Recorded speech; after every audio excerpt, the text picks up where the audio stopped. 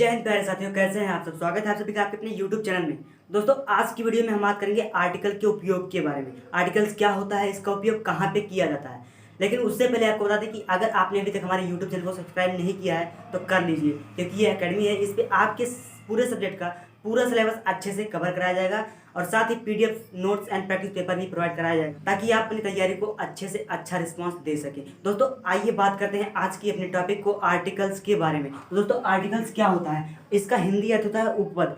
दोस्तों, आर्टिकल का उपयोग हमेशा नाउन के पहले किया जाता है। नाउन क्या होता है, तो नाउन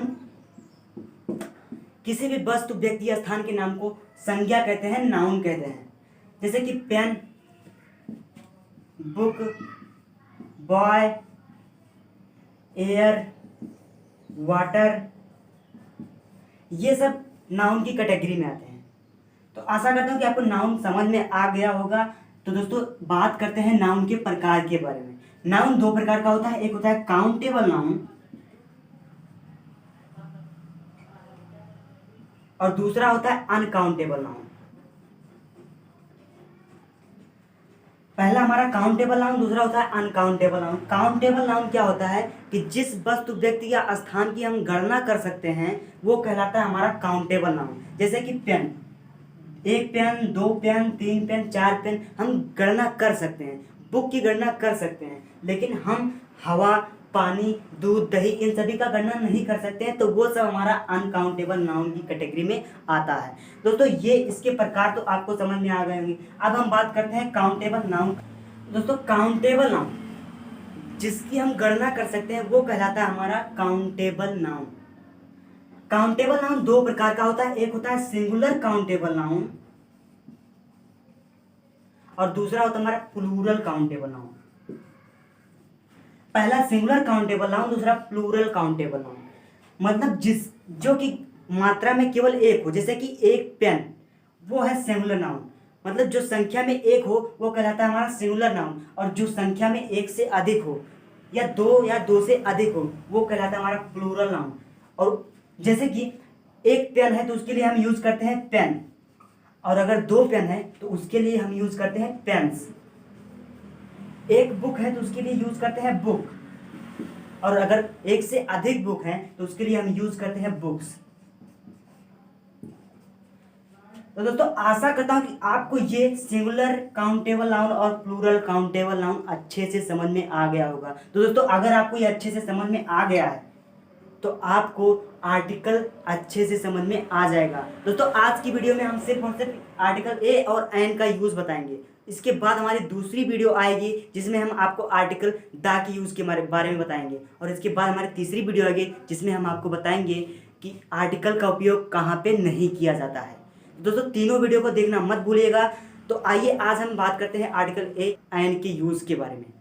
आर्टिकल दो प्रकार का होता है। पहला हमारा इनडेफिनिट आर्टिकल और दूसरा हमारा डेफिनिट आर्टिकल। पहला हमारा इनडेफिनिट आर्टिकल, दूसरा हमारा डेफिनिट आर्टिकल। तो इनडेफिनिट आर्टिकल में हमारा आता है ए और एन, और डेफिनिट आर्टिकल में आता है हमारा दा।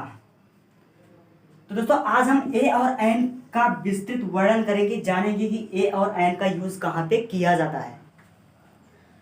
तो दोस्तों, नाउन में आपने पढ़ा कि दो प्रकार के होते हैं, एक काउंटेबल नाउन, दूसरा हमारा अनकाउंटेबल नाउन। काउंटेबल नाउन दो प्रकार का होता है, एक होता है सिंगुलर काउंटेबल नाउन, दूसरा होता है प्लूरल काउंटेबल नाउन। तो दोस्तों, आर्टिकल ए और एन का यूज हमेशा सिंगुलर काउंटेबल नाउन के साथ ही किया जाता है।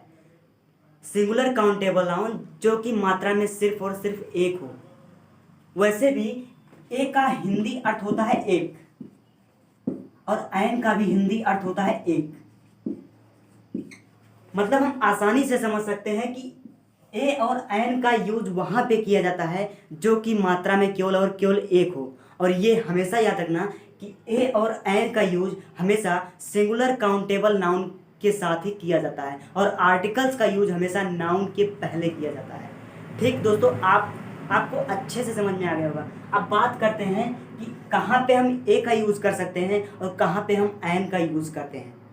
तो दोस्तों, आइए इसे हम विस्तार से जानते हैं। आइए देखते हैं हमारा ए का उपयोग कहाँ पे होता है और एन का उपयोग कहाँ पे किया जाता है। तो दोस्तों, बिल्कुल इजी ट्रिक है। आप इसे ध्यान से सुनिएगा। क्या होता है जब आप किसी इंग्लिश के वर्ड का हिंदी उच्चारण करते हैं, जैसे कि बुक है, उसका हम हिंदी उच्चारण करेंगे तो ऐसे लिखा जाएगा बुक।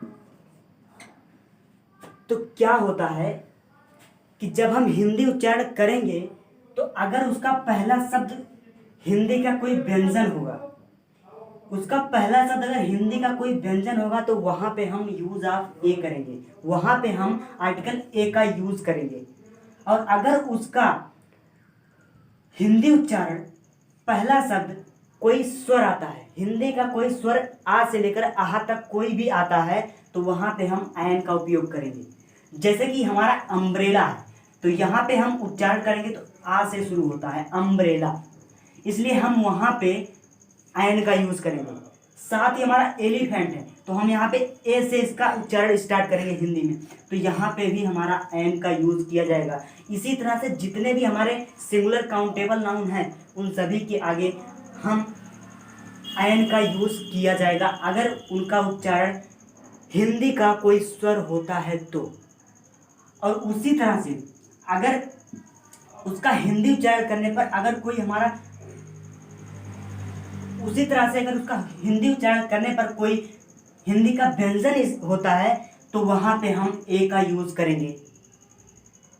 दोस्तों जैसे कि बुक है, उसका हम हिंदी उच्चारण किए तो बा से शुरू हो रहा है, इसलिए यहाँ पे हम ए का यूज कर रहे हैं। उसके बाद पेन है, तो हम इसे पा से स्टार्ट करते हैं जो कि हिंदी का एक व्यंजन, इसलिए यहाँ पे भी ए का यूज किया जा रहा है। बॉय है, वहां पे भी हम बा से स्टार्ट करते हैं इसका हिंदी उच्चारण, तो इसलिए यहाँ पे भी ए का यूज किया जा रहा है। साथ ही यूनिवर्सिटी, दोस्तों ये देखने में आपको इंग्लिश में यू जो कि एक स्वर है, जो कि एक वावल है, ये इसका स्टार्टिंग एक वावल से हो रहा है, लेकिन हमें इंग्लिश से नहीं मतलब है, हमें हिंदी उच्चारण से मतलब है। अगर हिंदी उच्चारण उसका हिंदी उच्चारण किसी वावल से शुरू मतलब स्वर से शुरू हो रहा है तो वहाँ पे एन का यूज किया जाएगा। और अगर वहाँ पे उसका उच्चारण किसी व्यंजन से होता है तो वहाँ पे हमेशा हमेशा ए का उपयोग किया जाएगा। जैसे कि यूनिवर्सिटी है, तो यहाँ पे इसका उच्चारण हमेशा या से हो रहा है, इसका उच्चारण निकल रहा है पहला अक्षर या, इसलिए यहाँ पे भी ए का यूज किया जाएगा। तो दोस्तों आशा करता हूँ कि आज की वीडियो आपको बिल्कुल अच्छे से समझ में आ गई होगी। इसके बाद हमारी दूसरी वीडियो जिसमें हम आर्टिकल दा का यूज़ बताएंगे, उसके बाद हमारी तीसरी वीडियो जिसमें हम आपको बताएंगे कि आर्टिकल का यूज़ कहाँ पे नहीं किया जाता है। तो दोस्तों तीनों वीडियो को देखना मत भूलिएगा और साथ ही चैनल को सब्सक्राइब, वीडियो को लाइक एंड शेयर करते रहिएगा। तो दोस्तों आज के लिए बस इतना ही, जय हिंद।